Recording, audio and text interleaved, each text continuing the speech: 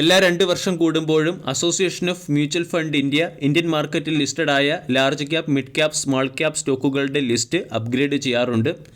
ഇനി വരാൻ പോകുന്ന ലിസ്റ്റ് അപ്ഗ്രേഡേഷനിൽ മിഡ് ക്യാപ് സെക്ടറിലെ 6 സ്റ്റോക്കുകൾ ലാർജ് ക്യാപ് സെക്ടറിലേക്ക് മാറും എന്നാണ് നവമ പുറത്തുവിട്ട റിസർച്ച് റിപ്പോർട്ടിൽ പറയുന്നത്. Zydus life science, hero motor corp, NHPC, Bosch, JSW energy തുടങ്ങിയ കമ്പനികളായിരിക്കും മിഡ് ക്യാപ് സെക്ടറിൽ നിന്നും ലാർജ് ക്യാപ് സെക്ടറിലേക്ക് മാറുക. അതേസമയം ഇപ്പോൾ ലാർജ് ക്യാപ് സെക്ടറിലുള്ള Marico, Berger paint, SBI card, SRF, Polycab തുടങ്ങിയ കമ്പനികൾ ലാർജ് ക്യാപ്പിൽ നിന്നും മിഡ് ക്യാപ്പിലേക്ക് മടങ്ങി വരാനും സാധ്യതയുണ്ട്. സ്റ്റോക്കുകളുടെ പൂർവ്വകാല പെർഫോമൻസ് അനുസരിച്ചാണ് സ്റ്റോക്കുകൾ ഏത് സെക്ടറിൽ ബിലോങ്സ് ചെയ്യണം എന്ന് തീരുമാനിക്കുന്നത്. ഇതുവരെയുള്ള കണക്കനുസരിച്ച് ഏറ്റവും ഉയർന്ന മാർക്കറ്റ് ക്യാപ്പുള്ള 100 സ്റ്റോക്കുകളെ ലാർജ് ക്യാപ് സെക്ടറിലും അതിനുശേഷം വരുന്ന 150 സ്റ്റോക്കുകളെ മിഡ് ക്യാപ് സെക്ടറിലും ബാക്കിയുള്ള സ്റ്റോക്കുകളെ സ്മാൾ ക്യാപ് സെക്ടറിലുമാണ് ഉൾപ്പെടുത്തിയിരിക്കുന്നത്. 22,000 കോടി രൂപയ്ക്ക് താഴെ മാർക്കറ്റ് ക്യാപ്പുള്ള സ്റ്റോക്കുകളാണ് പ്രധാനമായും സ്മോൾ ക്യാപ് സെക്ടറിലേക്ക് വരുന്നത്. 29,000 മുതൽ 67,000 കോടി രൂപയ്ക്കടുത്ത് മാർക്കറ്റ് ക്യാപ്പുള്ള സ്റ്റോക്കുകളെ മിഡ് ക്യാപ് സെക്ടറിലുമാണ് ഉൾപ്പെടുത്തിയിരിക്കുന്നത്. MRPL, ഹഡ്കോ, IRB infra, global health, BSE, NLC India, Bharat dynamics, TASL തുടങ്ങിയ സ്മാൾ ക്യാപ് സ്റ്റോക്കുകൾ ഇനി മിഡ് ക്യാപ് സെക്ടറിലേക്ക് സ്ഥാനം പിടിക്കാൻ സാധ്യതയുണ്ടെന്നും നവമയുടെ റിപ്പോർട്ടിൽ പറയുന്നു. അതേസമയം മിഡ് ക്യാപ് സ്റ്റോക്കുകളായ Zee entertainment enterprises, IIFL finance, Devyani international, Piramal enterprises, Ramco cement തുടങ്ങിയ സ്റ്റോക്കുകൾ മിഡ് ക്യാപ്പിൽ നിന്നും സ്മാൾ ക്യാപ് സെക്ടറിലേക്കും വരും. മിഡ് ക്യാപ് സെക്ടറിൽ നിന്നും ലാർജ് ക്യാപ് മാറാനിരിക്കുന്ന സ്റ്റോക്കുകൾ കഴിഞ്ഞ 3 മാസമായി ഡീസൻറ്റ് പെർഫോമൻസ് കാഴ്ചവെച്ചതാണ്. സൈഡസ് ലൈഫ് സയൻസ് 3 മാസം കൊണ്ട് 38% റിട്ടേണും, ഹീറോ മോട്ടോർ കോർപ്പ് 15% റിട്ടേണും, NHPC 37% റിട്ടേണും, ബോഷ് 36% റിട്ടേണും, JSW 36%-നടുത്ത് റിട്ടേണും നൽകി. അതേസമയം ലാർജ് ക്യാപ്പിൽ നിന്നും മിഡ് ക്യാപ് സെക്ടറിലേക്ക് മാറാനിരിക്കുന്ന സ്റ്റോക്കുകൾ കഴിഞ്ഞ 3 മാസം കൊണ്ട് അണ്ടർ പെർഫോമൻസ് ആണ് നടത്തിയത്. മാരിക്കോ 11% നെഗറ്റീവ് റിട്ടേണും, ബെർജർ പെയിൻറ്റ് 6% നെഗറ്റീവ് റിട്ടേണും, SBI കാർഡ് 10%-നടുത്ത് നെഗറ്റീവ് റിട്ടേണും, പോളിക്യാബ് 3%-നടുത്ത് നെഗറ്റീവ് റിട്ടേണും നൽകി. SRF 3% പോസിറ്റീവ് റിട്ടേണാണ് നൽകിയത്. മ്യൂച്വൽ ഫണ്ടുകളും അതുപോലെ തന്നെ ഫോറിൻ ഇൻസ്റ്റിറ്റ്യൂഷൻസും ഇൻഡെക്സ് ആസ്പദമാക്കി ഇൻവെസ്റ്റ് ചെയ്യുന്ന പാസീവ് ഫണ്ടുകളുമൊക്കെ സ്റ്റോക്കുകളുടെ large cap, mid cap category അനുസരിച്ചാണ് ഇൻവെസ്റ്റ് ചെയ്യുന്നത്.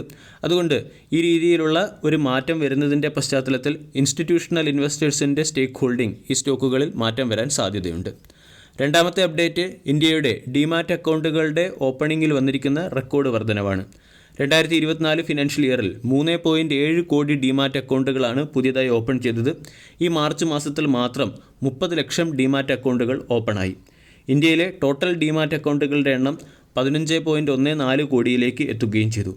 ഇത് കഴിഞ്ഞ വർഷത്തേക്കാൾ 11.9% കൂടുതലാണ്. കഴിഞ്ഞ വർഷം മാർച്ച് ക്വാർട്ടർ ആയപ്പോൾ ഏകദേശം 11.45 കോടി ഡിമാറ്റ് അക്കൗണ്ടുകളായിരുന്നു ഇന്ത്യയിൽ ഉണ്ടായിരുന്നത്.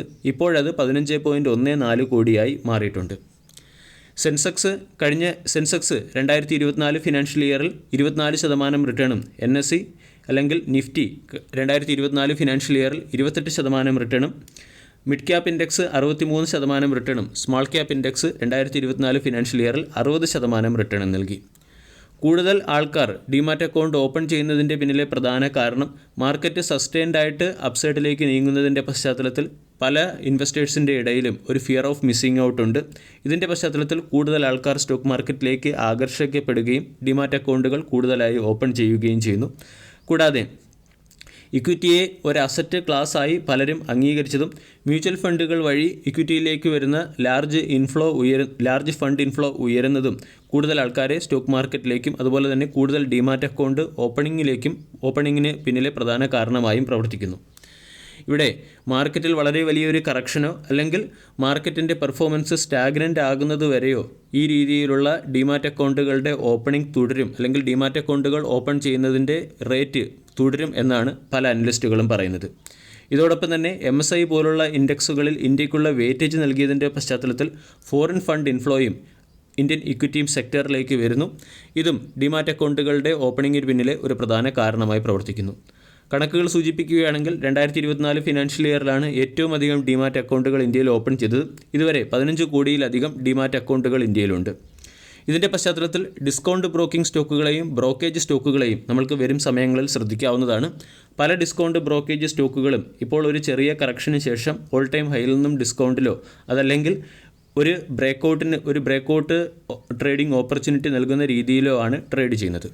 ഉദാഹരണം ഏഞ്ചൽ വണ്ണിൻ്റെ ബിസിനസ് അപ്ഡേറ്റ്സ് ഒരല്പം മോശമായതിൻ്റെ പശ്ചാത്തലത്തിൽ സ്റ്റോക്ക് ഇപ്പോൾ ഡിസ്കൗണ്ടിൽ ലഭിക്കുന്നു. ഏഞ്ചൽ വണ്ണിൻ്റെ മാർച്ച് മാസത്തെ ബിസിനസ് അപ്ഡേറ്റിൽ ഗ്രോസ് ക്ലയൻറ്റ് അക്വിസിഷൻ റേറ്റ് തുടർച്ചയായ 3 മാസം ഇടിഞ്ഞതിൻ്റെ പശ്ചാത്തലത്തിലാണ് സ്റ്റോക്ക് ഇപ്പോൾ കറക്ഷനിൽ ലഭിക്കുന്നത്. ഫെബ്രുവരി മാസവുമായി താരതമ്യപ്പെടുത്തുമ്പോൾ മാർച്ച് മാസത്തിൽ കമ്പനിയുടെ ക്ലയൻറ്റ് അക്വിസിഷൻ 16.8% ഇടിഞ്ഞിരുന്നു. ജനുവരി മാസവുമായി താരതമ്യപ്പെടുത്തുമ്പോൾ ഫെബ്രുവരി മാസത്തിലെ ക്ലയൻറ്റ് അക്വിസിഷനിൽ 1.7%, ഡിസംബർ മാസവുമായി താരതമ്യപ്പെടുത്തുമ്പോൾ ജനുവരി മാസത്തെ ക്ലയൻറ്റ് അക്വിസിഷനിൽ 2% ഇടിവും വന്നിട്ടുണ്ട്. മാർച്ച് മാസത്തിൽ ഏഞ്ചൽ വൺ എന്ന കമ്പനി 8.4 ലക്ഷം ക്ലയൻറ്റുകളെയാണ് അക്വയർ ചെയ്തത്. അതേസമയം 2023 ഫിനാൻഷ്യൽ ഇയറുമായി താരതമ്യപ്പെടുത്തുമ്പോൾ 2024 ഫിനാൻഷ്യൽ ഇയറിൽ കമ്പനി മികച്ച പെർഫോമൻസ് കാഴ്ചവെച്ചു. 2023 മാർച്ച് മാസം വരെ 1.37 കോടിയുടെ ക്ലയൻറ്റ് ബേസ് ആയിരുന്നു ഏഞ്ചൽ വണ്ണിനുണ്ടായിരുന്നത്. അതിപ്പോൾ 2.22 കോടിയായി ഉയർന്നിട്ടുണ്ട്. ഇയർ ഓൺ ഇയറിൽ ക്ലയൻറ്റ് അക്വിസിഷൻ 88% ഉയർന്നു. മാർച്ച് മാസത്തെ കമ്പനിയുടെ പെർഫോമൻസ് മോശമായതിന് പിന്നിലെ മറ്റൊരു പ്രധാന കാരണം ട്രേഡിംഗ് ഡേയ്സിലുണ്ടായിരിക്കുന്ന കുറവ് തന്നെയാണ്.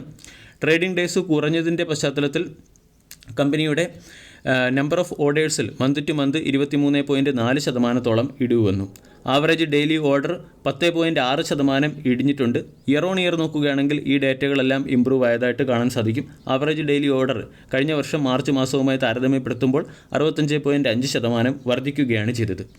നമ്പർ ഓഫ് ഓർഡേഴ്സ് ഡിസംബർ ക്വാർട്ടറുമായി താരതമ്യപ്പെടുത്തുമ്പോൾ അവിടെ 34.5% വർധനവുണ്ടായിട്ടുണ്ട്. കഴിഞ്ഞ വർഷവുമായി താരതമ്യപ്പെടുത്തുമ്പോഴും 32%-നടുത്ത് വർധനവുണ്ടായിട്ടുണ്ട്. ഇതുകൂടാതെ ഏഞ്ചൽ വൺ എന്ന കമ്പനി 1500 കോടി രൂപ QIP വഴി ഫണ്ട് റേസ് ചെയ്തിട്ടുണ്ട്. ഈ QIP വഴി ഫണ്ട് റേസ് ചെയ്തപ്പോഴും മ്യൂച്വൽ ഫണ്ടുമായി ബന്ധപ്പെട്ട അല്ലെങ്കിൽ ഇൻവെസ്റ്റ് സെക്ടറിലെ തന്നെ പല കമ്പനികളും ഏഞ്ചൽ വണ്ണിൽ സ്റ്റേക്ക് അക്വിസിഷൻ നടത്തിയെന്നുള്ളതും ഒരു പോസിറ്റീവ് അപ്ഡേറ്റ് ആണ്. ഗോൾഡ്മാൻ സാൻസ്, ഫ്രാങ്ക്ലിൻ ടെംപ്ലിൻ, അതുപോലെ തന്നെ മോത്തിലാൽ ഒസ്വാൾ തുടങ്ങിയ ഫിനാൻഷ്യൽ ഇൻസ്റ്റിറ്റ്യൂഷൻ ഏഞ്ചൽ വണ്ണിൻ്റെ QIPയിൽ പാർട്ടിസിപ്പേറ്റ് ചെയ്യുകയും സ്റ്റേക്ക് അക്വിസിഷൻ നടത്തുകയും ചെയ്തു. ഈ QIPയിൽ കമ്പനി ഏകദേശം 2727 രൂപ പെർ ഷെയർ എന്ന റേറ്റിൽ ഡിസ്കൗണ്ട് റേറ്റിലാണ് സ്റ്റേക്ക് സെല്ലിംഗ് നടത്തിയത്. വരും സമയങ്ങളിൽ കൂടുതൽ ഫിനാൻഷ്യൽ പ്രൊഡക്റ്റുകളെ അവതരിപ്പിക്കാനും ഫിനാൻഷ്യൽ സെക്ടറിലെ ട്രജക്ടറി ഗ്രോത്ത് ഉറപ്പുവരുത്തുന്നതിനും വേണ്ടിയാണ് കമ്പനി QIP വഴി ഫണ്ട് റൈസ് ചെയ്തത്. ഏഞ്ചൽ വൺ എന്ന സ്റ്റോക്ക് 1% കഴിഞ്ഞ ട്രേഡിംഗ് സെഷനിൽ ഇടിഞ്ഞ് 2990 ട്രേഡ് ചെയ്യുന്നു. കഴിഞ്ഞ 4 ദിവസം കൊണ്ട് സ്റ്റോക്ക് 5%-ലേറെ കറക്റ്റായി. 1 മാസം കൊണ്ട് 10% റിട്ടേണും 6 മാസം കൊണ്ട് 46% റിട്ടേണുമാണ് നൽകിയത്. 3800 എന്ന ഓൾ ടൈം ഹൈയിൽ നിന്നും സ്റ്റോക്ക് 2500 വരെ ഇടിയുകയും അവിടെ നിന്നും റൗണ്ടിംഗ് ബോട്ടം രീതിയിലുള്ള ഒരു പാറ്റേൺ ഫോം ചെയ്ത് 2977 സ്റ്റോക്ക് ട്രേഡ് ചെയ്യുകയുമാണ്. 3250, 3000 തുടങ്ങിയ ലെവലുകളാണ് ഇമ്മീഡിയറ്റ് റെസിസ്റ്റൻസ് സോണുകൾ. 2750, 2725 തുടങ്ങിയ റേഞ്ചുകൾ സ്റ്റോക്കിനെ അക്കുമുലേറ്റ് ചെയ്യാനുള്ള മികച്ച റേഞ്ചാണ്. ഡെപ്പോസിറ്ററി കമ്പനിയായ CDSLനെയും നമ്മൾക്ക് വരും സമയങ്ങളിൽ ശ്രദ്ധിക്കാം. CDSL എന്ന സ്റ്റോക്കിൽ ഒരു റെക്റ്റാങ്കുലർ ബ്രേക്കൗട്ടിന് വേണ്ടി സ്റ്റോക്ക് തയ്യാറെടുക്കുകയാണ്. 2000 പ്രധാന റെസിസ്റ്റൻസ്, 1780 പ്രധാന സപ്പോർട്ട്, 1884 സ്റ്റോക്ക് ട്രേഡ് ചെയ്യുന്നു. 2000 എന്ന റെസിസ്റ്റൻസിന് സ്റ്റോക്ക് ടെസ്റ്റ് ചെയ്യാനുള്ള സാധ്യത കൂടുതലാണ്. ടെസ്റ്റ് ചെയ്താൽ ചിലപ്പോൾ ബ്രേക്കൗട്ട് വരാനും സാധ്യതയുണ്ട്. ഏഞ്ചൽ വൺ പോലെ തന്നെ ആനന്ദ് റാട്ടി എന്ന ഡിസ്കൗണ്ട് ബ്രോക്കറും ഇപ്പോൾ ഡിസ്കൗണ്ട് റേറ്റിലാണ് ട്രേഡ് ചെയ്യുന്നത്. 4000 രൂപയിൽ നിന്നും സ്റ്റോക്ക് ഇടിഞ്ഞ് 3450 രൂപ വരെ എത്തുകയും അവിടെ നിന്നും 3630 സ്റ്റോക്ക് ട്രേഡ് ചെയ്യുകയും ചെയ്യുന്നു. 3750 പ്രധാന റെസിസ്റ്റൻസും 3400 സ്റ്റോക്കിനെ അക്കുമുലേറ്റ് ചെയ്യാനുള്ള പ്രധാന സപ്പോർട്ട് സോണുമാണ്. ഇതോടൊപ്പം തന്നെ മോത്തിലാൽ ഒസ്വാൾ എന്ന സ്റ്റോക്കിനെയും നമ്മൾക്ക് പരിഗണിക്കാം. 1831 രൂപയ്ക്ക് അടുത്ത് ട്രേഡ് ചെയ്യുന്ന സ്റ്റോക്കിനെ സംബന്ധിച്ചിടത്തോളം 1950 ഒരു പ്രധാന റെസിസ്റ്റൻസ് ആണ്. 1830 നിന്നും 1950 എന്ന റെസിസ്റ്റൻസിനെ റീടെസ്റ്റ് ചെയ്യാനുള്ള സാധ്യത വളരെ കൂടുതലാണ്. അതോടൊപ്പം തന്നെ ഡെയിലി ക്യാൻഡിൽ പാറ്റേണിൽ റൗണ്ടിംഗ് ബോട്ടം രീതിയിലുള്ള ഒരു ക്യാൻഡിൽ പാറ്റേൺ ഫോർമേഷൻ വന്നു കഴിഞ്ഞു. അതുകൊണ്ട് സ്റ്റോക്കിൽ ഒരു ബ്രേക്കൗട്ട് വരികയാണെങ്കിൽ 2000 നിന്നും സ്റ്റോക്ക് ചിലപ്പോൾ 2500 വരെ ഉയരാനും സാധ്യതയുണ്ട്. 1700 സ്റ്റോക്കിൻ്റെ ഒരു പ്രധാന സപ്പോർട്ടാണ്. സ്റ്റോപ്പ് ലോസ് മെയിൻറ്റെയിൻ ചെയ്യണം എന്നുള്ളവർക്ക് 1700 എന്ന ലെവലിനെ സ്റ്റോപ്പ് ലോസായും പരിഗണിക്കാം. വീഡിയോ എല്ലാവർക്കും ഇഷ്ടമായി എന്ന് വിശ്വസിക്കുന്നു. താങ്ക്